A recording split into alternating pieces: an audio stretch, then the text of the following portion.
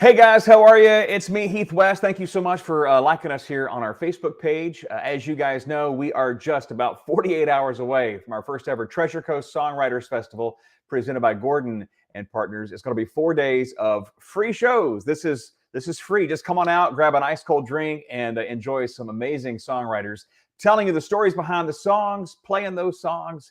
And this is like my wheelhouse. I love this kind of stuff. I love to learn about the craft of songwriting. And I've got a great songwriter joining me today. Tim James joins me. And are you in Nashville right now, Tim?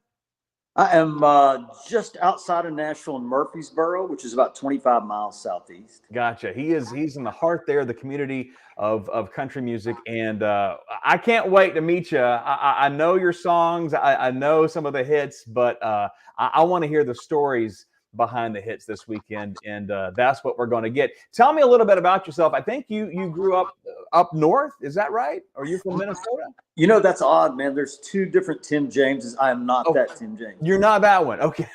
No, because the accent didn't sound like Duluth, Minnesota. No. I've gotten that before. Maybe I should get some of his checks. I am born and raised in Murfreesboro, which is right here outside of Nashville. Yeah, I moved to LA at 23, having never been on an airplane. I got on an airplane and went to LA. I was going to stay 6 months, and I stayed 12 years. Yeah, and it was fun, but I always loved music. You know, it was a little, growing up here in the shadows of Music City, it's a little difficult to go to your parents and say, hey, I love music. I want to be in the music business, because they see all the pitfalls and they see all the people come and go. So I decided I would just move to California for no particular reason, just to kind of find myself. And I'm not sure. I'm still looking, put it that way. But I was in pharmaceutical sales, Heath, believe it or not. I was working for A.H. Robbins selling Robitussin. Well, now, what time frame are we talking about here? What years? Oh, gosh. Well, I've been doing this for 22, 3 years. So I was in my late 20s, early 30s, and I had a day job. And man, I just woke up one day and said, this is not what I want to do. I've always loved music. I'm going to take the big leap. So I jumped off into it head first, started writing songs in LA, started performing, and then got a publishing deal back in Nashville. So I moved back home. And then I was with them for a couple of years. They shut down. Songwriting's a tough game. You know, you gotta have a support team. You gotta have people that believe in you. I had a couple of publishers early on that just said, "Man, you're very talented." And I was like, "Really? Seriously?" But my second publishing deal was with a company that Toby Keith owned. And Toby came in and had heard some songs and said, "Man, I'm going to cut that My List song." And he cut it. He never had any intention of putting it out as a single, those are the songs that go to radio. But after 9/11 happened, they decided to put it out as a single, and it was number one for 5 weeks and has been on 14 million albums since. So it's been, the timing of that record, because the country was in such a tailspin and we were just attacked, and then all of a sudden there's this song from Toby, who is always full of bravado, but it's a softer, gentler Toby Keith with a message about what really is important right now. Tell me about writing that song. Was that a self composition, or did you have some folks help you out on that one? Just myself and another buddy of mine named Rand Bishop. My dad had suffered a heart attack, and I was always a list guy. I was always writing down stuff to do. And then after my dad had a heart attack and was in the hospital, I sat down to write with Rand Bishop that day. Writing it's not like people think you just, sit in the attic and drink red wine at 3 a.m. I don't have to sit in the attic to do that. I can do that anyway. But it's not really true. You go into work and you show up and you write God knows how many songs. After seeing my dad go through that, I sat down with Rand and told him that I felt like, I wanted to write a song about my list, but about how my list should be more bigger picture things.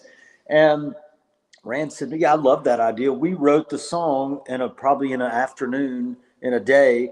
And then I played it for Toby and those guys, and they loved it, and they went on to cut it, and it was a big hit for him. So when you're writing a song, and the question is also out there for like a record producer when they're mixing a song and producing one, how do you know when it's done? How do you know that you have this piece of art and you're like, okay, I'm ready to give it away to someone else? When do you feel that? Well, as commercial songwriters, we are writing in hopes that anybody will record it. So it's just a matter of somebody calling and saying, man, I love that song. As far as finishing it, I've written other songs that I thought, oh my gosh, this is an undeniable smash.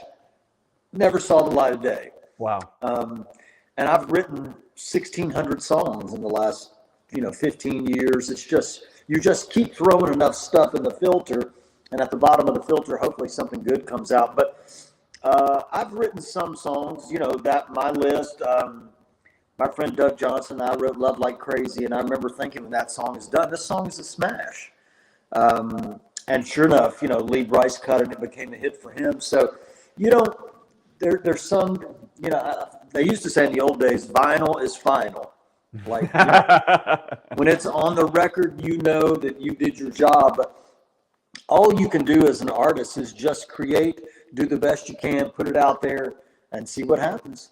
We're talking to Tim James, who is part of our first ever Treasure Coast Songwriters Festival. It's presented by Gordon Partners. It's Thursday, Friday, Saturday, and Sunday. Some great locations like Manatee Island Bar and Grill in Port Salerno, Pirates Cove Resort and Marina. Also Latitudes at the Marriott Beach Resort on Hutchinson Island. And these shows are free. Y'all just come on out, find you a seat and a cold beer or a cold drink or cold soft drink, whatever you prefer, and enjoy some great stories behind the songs from folks like Tim James right here. He'll be there. It's 4 days, and like I said, every show is free, so just come on out. Details right there on the website, tcsongwriters.com. Let's talk about Love Like Crazy. We flashed that up a little while ago, that song right there. You mentioned it as well. #1 song of 2010. It took like 55 weeks, I think. It was the run of that song. It was over a year climbing up the charts, enough to make it the most played song on the radio. And again, kind of like in the vein of my list, a great self-reflection kind of song, right? Yeah, I grew up not really listening to stone country, music. I love James Taylor, Dan Fogelberg, that type thing. So that's kind of where my head is or was.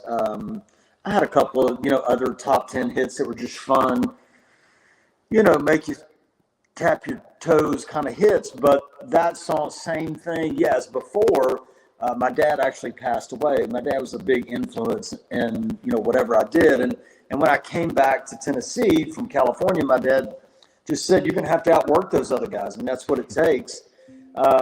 So, yeah, right after my dad passed away, he had a lot of good common sense advice. I sat down with Doug Johnson and just said, I want to write a song about the simple stuff my dad would say to do. And, we wrote that song. I remember we started it on an afternoon session, and then we finished it like a week later, and both looked at each other like, man, I don't know whether this is going to be a hit, but this is really good. That's awesome. That's you've had #1s, you've had critically acclaimed songs, you've had a George Strait single as well. Can we talk about getting a George Strait cut? How does that feel when the king of country says, yeah, we like that song and we're going to cut it? Man, that's validation for you? Yeah, absolutely. That's sort of the pinnacle. It used to be like people used to say, gosh, I just want to get a George Strait cut, a song on a George Strait record. So to get one and have that be his 60th #1 song was like, again, that's out of my hands. That's not stuff that's up to me. Right. But yeah, in terms of validation, it doesn't get much better than that. I mean, you will forever be tied to George Strait, the 60th #1 song. I mean, that's history right there to be part of. So congratulations on that. Tim James, part of our Treasure Coast Songwriters Festival. It's Thursday, Friday, Saturday, and Sunday. We've got some great locations, all of the details, the maps to find the locations, the lineup, the schedule, and more, all there at tcsongwriters.com. We'll flash that up so you guys can see that, tcsongwriters.com.